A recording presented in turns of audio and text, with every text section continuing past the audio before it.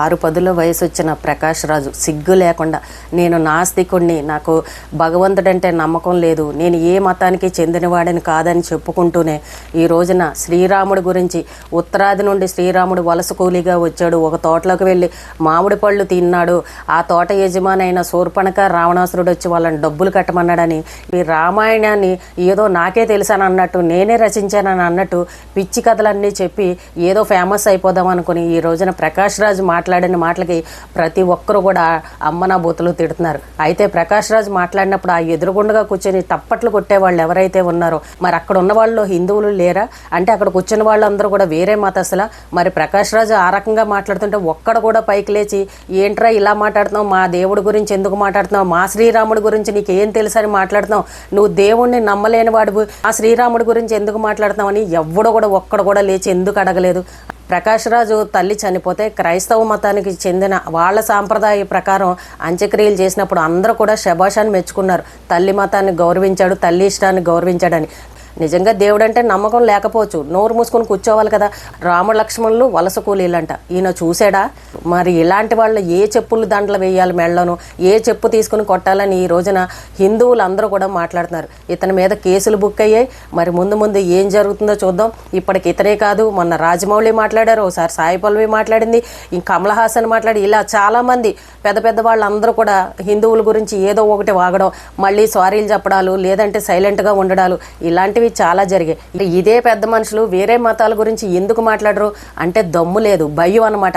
వేరే మతం గురించి మాట్లాడామని అంటే వచ్చి మీద పడిపోతారు, ఏమైనా చేస్తారు, బయటకు వెళ్ళామనంటే మళ్ళీ ఇంట్లోకి రాలేమని అన్న భయంతో వేరే మతాల గురించి వీళ్ళు మాట్లాడరు. హిందువులంటే లోకుగా ఉన్నారు కదా, వీళ్ళు ఏదో 4 సోషల్ మీడియాలో వీడియోలు చేసుకుంటారు, తర్వాత ఎవడో పట్టించుకోడు, ఏమీ చేయరని అన్న ధీమాతోటి రాముడి గురించి, సీతమ్మ తల్లి గురించి, లక్ష్మణుడి గురించి, హిందువుల గురించి ఈ రకంగా మాట్లాడతారు. ఇప్పుడు కనుక ప్రకాష్ రాజు కనుక ఏ సినిమాలో అయినా సరే నటించాడు అని అంటే ఆ సినిమాను మాత్రం ఎవ్వరూ చూడరు, బాయ్కాట్ చేస్తారు. ప్రకాష్ రాజు నటించిన సినిమాలు అని అంటే ఒక తండ్రి పాత్రలు చాలా బాగుంటాయని చెప్పేసి ఫ్యామిలీ అంతా కలిసి వెళ్ళి చూసేవారు ఒకప్పుడు. ఇప్పుడు ప్రకాష్ రాజు మాట్లాడిన మాటలకి ఏ ఫ్యామిలీ కూడా ప్రకాష్ రాజు నటించిన సినిమాని ఏ హిందువు కూడా చూడనని ఖచ్చితంగా చెప్తున్నారు. సినిమా డైరెక్టర్లు ఎవరైతే ఉన్నారో ఈ ప్రకాష్ రాజుని పెట్టుకుని కనుక మీరు కనుక సినిమా తీశారనంటే ఖచ్చితంగా మీకు ₹1 కూడా రాదు. మొత్తం మీ డబ్బంతా బూడిదలో పోసని పన్నీర్ అవుతుంది. ఎవరు కూడా చూడరు. వీడిని నమ్మి సినిమాలో పెట్టుకున్నారనంటే మీరు లాస్ అయిపోయే పరిస్థితి. మరి ప్రకాష్ రాజు శ్రీరాముడి గురించి ఇంత అసభ్యకరంగా మాట్లాడుతుంటే మరి సినిమా ఇండస్ట్రీకి చెందిన పెద్దలు ఎవరు కూడా ఎందుకు బయటకు వచ్చి మాట్లాడట్లేదు? అంటే ఆయనకు సపోర్ట్ చేస్తున్నారా, లేదంటే మనకెందుకులే అని ఊరుకున్నారా, లేదంటే అతను తప్పు మనం తిరిగి అన్నామనంటే మనం చెడ్డవాళ్ళు అయిపోతామని సైలెంట్గా ఉన్నారా? అతను మీ సినిమా ఇండస్ట్రీకి చెందినవాడే కదా, ఎన్నో సినిమాలు చేసినవాడే కదా, 4 జాతీయ పురస్కారాలు అందుకున్నాడు కదా, మరి ఎందుకు మాట్లాడరు? అంటే ఇలా మాట్లాడిన వాళ్ళని మీరందరూ కూడా సపోర్ట్ చేయబట్టే కదా ఈ రోజుని వీడు మాట్లాడతాడు, రేపు వచ్చి ఇంకొకరు మాట్లాడతాడు, రేపు వచ్చి ఇంకొకరు మాట్లాడే పరిస్థితి. అంటే భయం లేకుండా అయిపోయింది. ప్రకాష్ రాజు మాట్లాడింది తప్పు, క్షమాపణ చెప్పాలని ఎవరైనా ఒక్కరైనా మాట్లాడుతున్నారా? మాట్లాడరు. మళ్ళీ ఆయన సినిమాల్లోకి తీసుకుంటారు, చక్కగా మీ సినిమాలు మీరు ఆడిచ్చేసుకుంటూ ఉంటారు. ఇంకా మీ డబ్బు మీ సంపాదన మీ గోలే తప్ప అయ్యో మన హిందువుల గురించి ఈ రకంగా మాట్లాడాడే చాలా తప్పు. అది ఒక పెద్ద మనిషి అయ్యుండి 60 ఏళ్ళు వచ్చాయి అలాంటి వ్యక్తి ఈ మాటలు మాట్లాడచ్చా అని ఎందుకు ప్రశ్నించట్లేదు ఎవరు కూడా? రోజు తన మాట్లాడాడు, రేపు ఇంకొకరు మాట్లాడతారు. హిందువులు అంటే లోకం అనమాట. ఒక మంచి పేరు డబ్బు ఉండేసరికి అహంకారం ఎక్కువైపోతుంది అనమాట. ఎవరి గురించి ఏమైనా సరే మాట్లాడచ్చు, ఎవడో నన్ను ఏమీ పీకలేడు, నన్ను ఎవడో ఏమీ చేయలేడు అని అన్నట్టు. అసలు మీకు దేవుడు అంటే నమ్మకం లేనప్పుడు అసలు ఈ మతం గురించి ఎందుకు మాట్లాడాలి? ఏ మతం గురించి కూడా మాట్లాడకూడదు కదా. మరి క్రైస్తవుల గురించి మాట్లాడండి, మరి ముస్లింల గురించి మాట్లాడండి, తాట తీసి ఎండేస్తారు వాళ్ళు. హిందువులైతే ఎవరు ఏమీ చేయరు, 4 తిట్టుకుంటారు, వాక్కుంటారు, వదిలేస్తారని. ఇప్పుడు ఇతను మాట్లాడిన మాటలకి అందరూ కూడా క్రిమినల్ కేసులు పెడుతున్నారు. కనీసం సిగ్గుండాలి కదా. ఒక వయసు వచ్చిందని అంటే ఒక పెద్దరికంగా ఒక హుందాగా ఉండాలి. పెద్ద మనిషిలాగా సినిమాల్లో నటించడం కాదు, బయట కూడా అలాగే ఉండాలి. ఒక పెద్ద మనిషి అని అన్నప్పుడు మాట తీరు కూడా చాలా జాగ్రత్తగా మాట్లాడాలి. అయ్యో మనకెందుకు, మనం నమ్మనప్పుడు వేరే మతస్థుల్ని అలా కించపరిచే విధంగా మాట్లాడకూడదు కదా, మనకు సంబంధం లేదు కదా, తప్పు కదా అన్న ఆలోచన 60 ఏళ్ళు వచ్చిన ఈ వయసు పెద్ద మనిషికి ఎందుకు గుర్తు రాలేదో అర్థం కావట్లేదు. పేరుకు మాత్రం పెద్ద మనుషులు అంటారు, ఖద్దరు చొక్కాలు వేసుకుంటారు, కానీ భగవంతుడిని మాత్రం కించపరిచే విధంగా మాట్లాడతారు. అది కూడా ఒక హిందూ మతాన్నే ఈ రకంగా మాట్లాడతారు. అందుకే మీరు ఆ ముసుగు వేసుకుని ఉన్నారు కాబట్టి వాళ్ళకి సపోర్ట్గా మాట్లాడతారు. బయటకు వచ్చి ఆ ముసుగు తీసి ఇలా హిందువుల మీద పడతారు. మరి ఇంతమంది హిందువులు ఉన్న ఈ భారతదేశంలో, ఈ శ్రీరాముడు పుట్టిన ఈ భారతదేశంలో, మరి హిందూ దేవతలు ఉన్న ఈ భారతదేశంలో మీరెందుకున్నారు? మరి ఇలాంటి చోట మీరు బతకూడదే. వేరే దేశాలకు పోవచ్చు కదా, మీకు సపోర్ట్ చేసే వాళ్ళు ఉంటారు కదా. వేరే దేశాలకు పోయి చక్కగా ఇలాంటి ప్రచారం చేసుకున్నారనుకోండి, వేరే మతస్థులు మీకు చక్కగా డబ్బులు కూడా ఇస్తారు. మరి ఆ పని చేసుకోవడం మానేసి మా హిందువుల దగ్గర మీరు సినిమాల్లో నటించి మా లాంటి వాళ్ళ దగ్గర డబ్బులు మీరెందుకు తీసుకుంటున్నారు?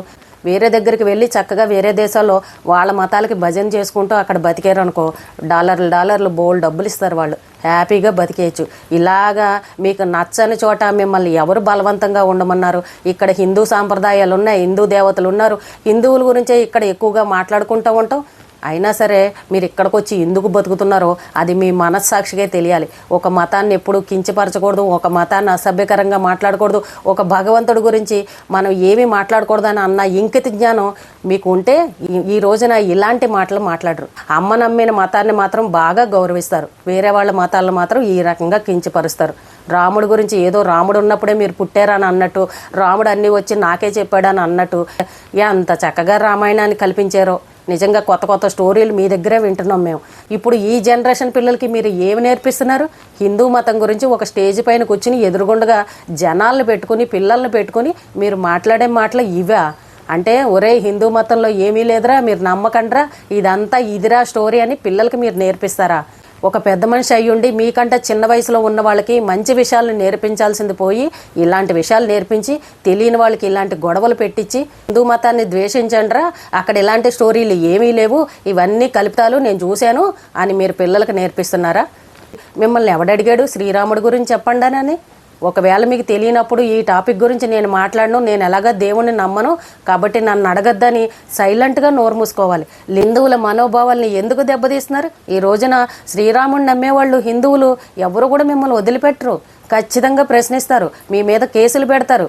ఈవేళ పోనీ వాగేళ్ళని మిమ్మల్ని వదిలేశారనుకో, రేపు ఇంకొకళ్ళు మొదలు పెడతారు. ఇప్పటి వరకు చాలామంది వాగిన వాళ్ళు కూడా ఉన్నారు. కాబట్టి నోటిని అదుపులో పెట్టుకోండి. మీ మీద ఎలా కేసులు పెట్టాలో ఖచ్చితంగా పెడతారు. మిమ్మల్ని ప్రతి ఒక్కరూ మొహం మీద తూ అని ఉమ్మేసే రోజు వచ్చింది. మీరు ఒక మంచి నటుడని ఇన్ని రోజులు ఎంత పేరైతే తెచ్చుకున్నారో ఆ పేరు అంతా ఖచ్చితంగా తొక్కి పాడేస్తారు. ఇదే హిందువులు మీ సినిమాలు చూసి మిమ్మల్ని ఈ రోజున ఈ స్థాయిలో కూర్చోబెట్టారు కదా, ఇప్పుడు ఇదే హిందువులు మిమ్మల్ని ఎక్కడ తొక్కాలో అక్కడ ఖచ్చితంగా తొక్కుతారు. సినిమా పెద్దలు, సినిమా డైరెక్టర్లు అందరూ గుర్తుంచుకోండి. ఇక్కడ నుండి ప్రకాష్ రాజ్ కనుక మీ సినిమాల్లో కనుక నటించాడని అంటే ఏ హిందువు కూడా ఆ సినిమాని చూడరు. మీరు పెట్టిన కోట్ల రూపాయలు మొత్తం నష్టపోయే పరిస్థితి.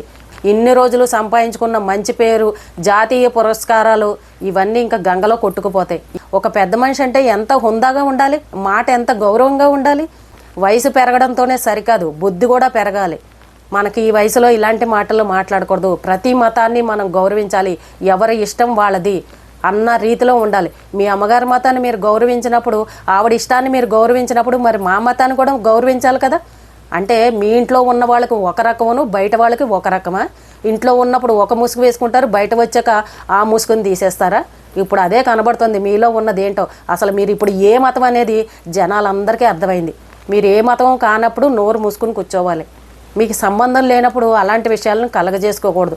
సినిమాలో డైరెక్టర్ వచ్చి 4 డైలాగులు ఇలా చెప్పు అని అనగానే చక్కగా అదే డైలాగులు వచ్చి ఇక్కడ చెప్పేద్దామని అని అనుకుంటున్నారా?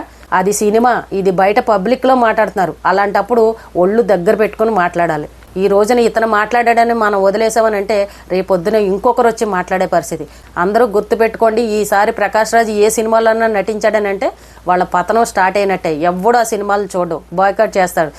అందరూ కూడా ఇదే మాట చెప్తున్నారు. ప్రకాష్ రాజ్ పతనం ఇక నుంచి మొదలైంది. ఈ రోజుకి ఇదేనండి. రేపు మళ్ళీ మరొక మంచి వీడియోతో మళ్ళీ కలుద్దాం.